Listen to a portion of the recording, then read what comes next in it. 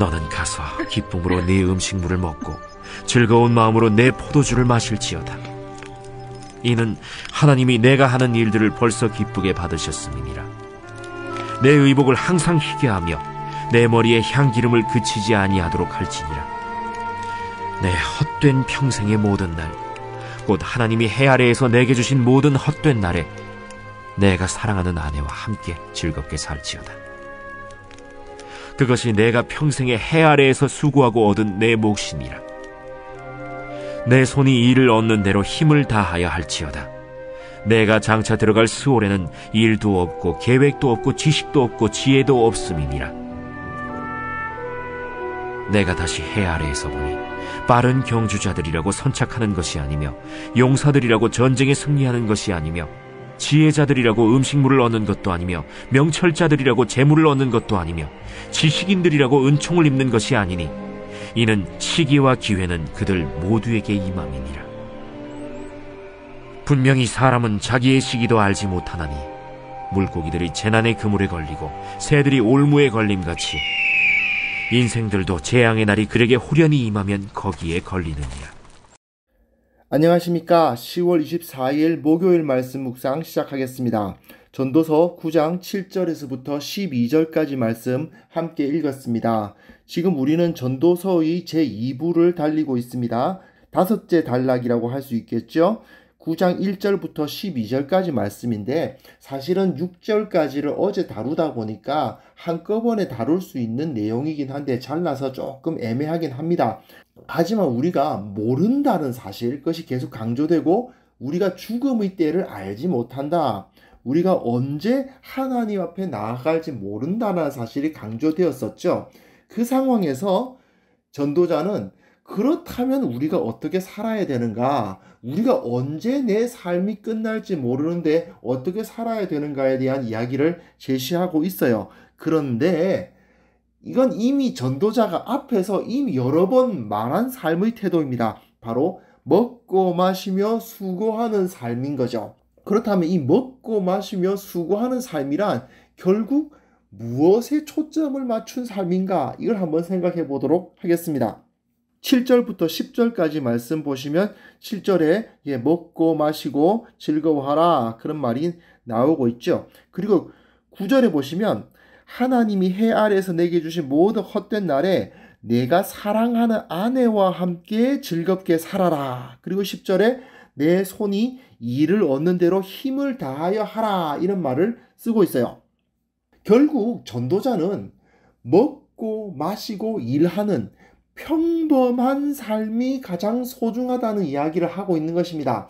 그 매일의 삶 가운데 기쁨을 누리라는 것이죠. 전도자가 보기에는 이것보다 더한 기쁨이 없습니다. 인생은 헛되고요. 언젠가 끝납니다. 그 가운데에서 사랑하는 아내와 함께 즐겁게 살아가는 것이 제일 좋은 선택이라는 겁니다. 이건 단순한 쾌락주의가 아닙니다. 다만 사람들이 마음속에 존재하는 이 헛된 것에 대한 갈망, 그것을 정확하게 파악한 전도자가 그것을 얻으려고 인생을 낭비하지 말아라 하고 가르치고 있는 거죠. 다 누리지도 못하고 죽을 그 재물 얻으려고 또는 아무도 기억해주지 않을 그 명예를 얻으려고 삶을 낭비하지 말아라 이겁니다. 결국 너와 가까이 있는 삶, 가장 나와 가까운 사람, 아내를 이야기하는데 아내만은 아닐 것이고 아내를 포함하여 내가 사랑하는 사람들과 함께 행복한 삶을 살아가는 것이 가장 의미 있다 이거죠. 그리고 일이 있을 때에는 열심히 일하는 것 역시 복이라고 가르칩니다. 힘을 다해 일하는 거 너무 힘들지 않는가? 그게 무슨 복인가라고 생각하시는 분이 있으실 수도 있어요. 하지만 전도자가 보기에는 일이 없는 것보단 있는 게 좋고요. 그리고 그 일에 몰두하고 열심히 그 일을 하는 삶 자체가 복된 삶입니다. 전도자의 시각에서는 그게 살아있다는 증거예요.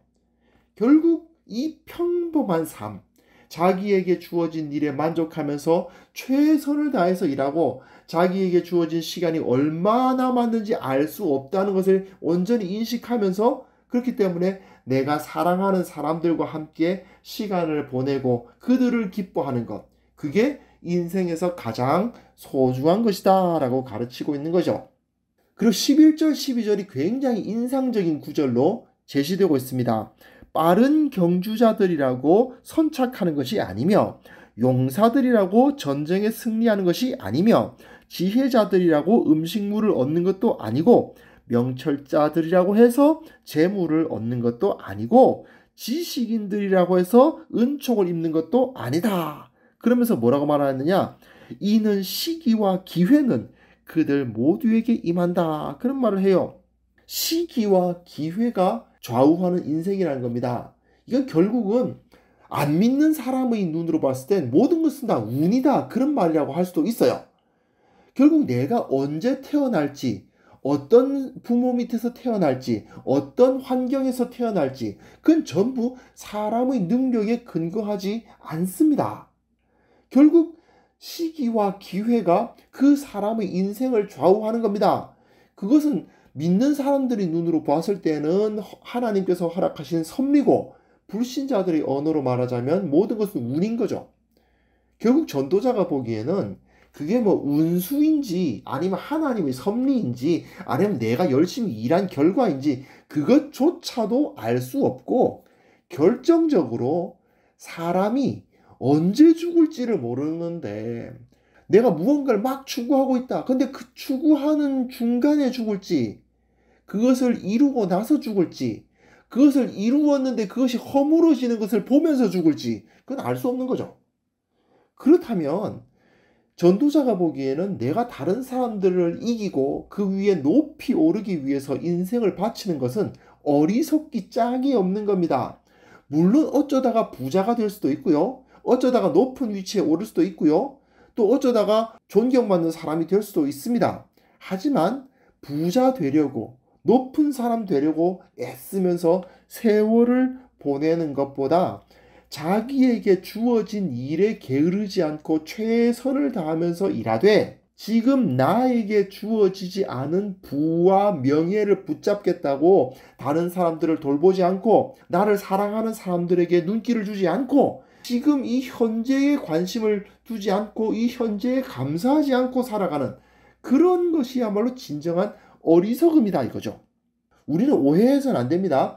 전도자는 나태하게 살아라 하는 말이 아니죠. 최선을 다해서 열심히 일하라고 최선을 다해서 열심히 일하라고 가르치고 있습니다. 다만 그 가운데 내 처지를 다른 사람하고 비교하지 말라는 거죠. 남들보다 나은 위치에 오르고 남들만큼의 지위는 가져야 되겠어. 이런 생각을 하면서 정작 더 중요한 것, 내게 주어진 이 현재, 나와 가장 가까운 사람, 나를 사랑하는 사람들, 그 사람들을 잃어버리는 어리석은 태도를 취해서는 안 된다는 것입니다. 지금 내게 가장 중요한 것은 지금 내가 감당하고 있는 이 일입니다. 지금 내게 가장 중요한 사람은 나와 가장 가까이에 있는 이 사람들입니다. 그리고 내가 누리고 있는 가장 중요한 지위는 바로 지금 내가 서 있는 이곳, 그 상태라는 사실을 기억해야 됩니다. 그러므로 한번 이런 기도를 한번 해보십시오. 나에게 이 가족들을 주셔서 감사합니다. 나에게 이렇게 일할 것을 주셔서 감사합니다. 지금 내가 이렇게 내 등을 붙이고 누울 수 있는 자리를 주시고, 또한 내가 골몰하며 일할 수 있는 자리를 주셔서 감사합니다.